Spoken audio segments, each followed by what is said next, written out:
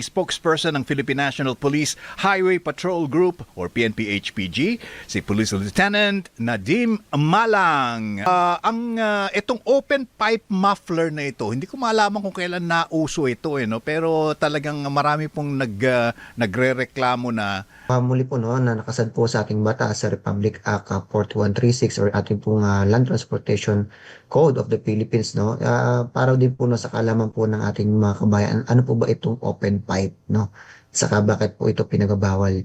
Ang open pipe po or yung muffler po ng ating pong motorsiklo no ay yung kanya pong stock ay inaalis or binabago po yung silencer po sa loob po nito para mas maging sobrang ingay yung tunog po ng revolusyon po ng isa pong motorsiklo.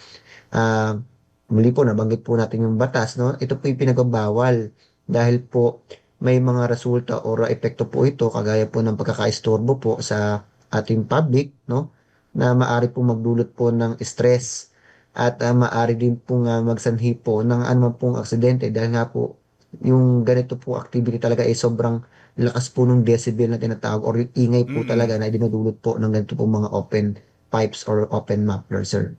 Opo, ibig sabihin tinatanggal yung yung silencer. Ano po?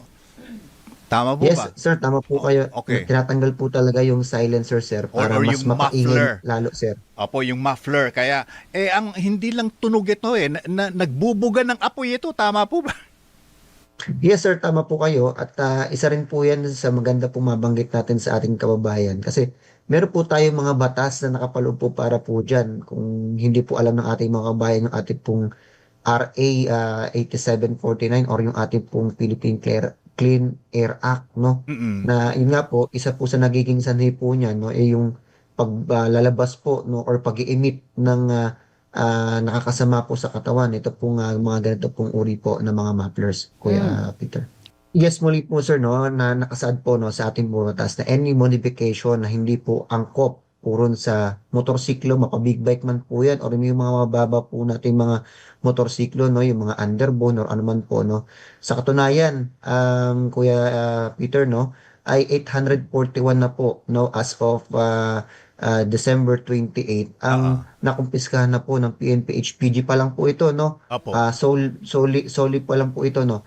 Sa PNP HPG 841 na po ang nakumpiska na po na open pipes or modified muffler Ay, yung ng motor mismo po, PNP kinumpis HPG. ka.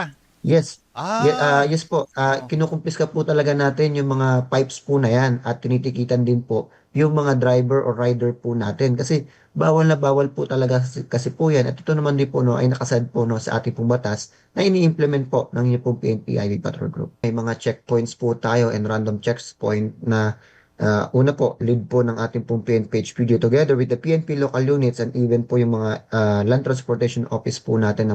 Kasi po, ang LTO po, meron po silang law enforcement section na siya rin pong checkpoint no, para po dito. Hindi po makakatakas sa atin po yan sa Philippine National Police Highway Patrol Group na kapag yan po talaga ay well modified na, no? Kahit po Mm. hindi po nila yan ibirit, no? May mga examination po tayo yan on the ground na chine-check po maigi po yan at pag yan ay napatunayan po yan na medyo sumagad po ron sa tama, no? Ay yan po kagad ay kinukumpiska po kagad ng PNP HPG para po muli, no? Ay mapanagot po natin at mabigyan po ng leksyon yung talaga pong mga rider na sa sobrang titigas po ng ulo at hindi po sumusunod po sa atin pong mga batas pantrapiko. Una, kung ito po yung mga minor de edad at ito po yung walang mapakitang lisensya, no? Automatically i-impound po natin yung kanila po mga motorsiklo, no? Ayun po Impound. yung nakasaad sa ating batas. At syempre, papatawag po natin yung mga magulang or yung mismong registered owner kung bakit ganun or yung naging sitwasyon ng kanilang motorsiklo, no?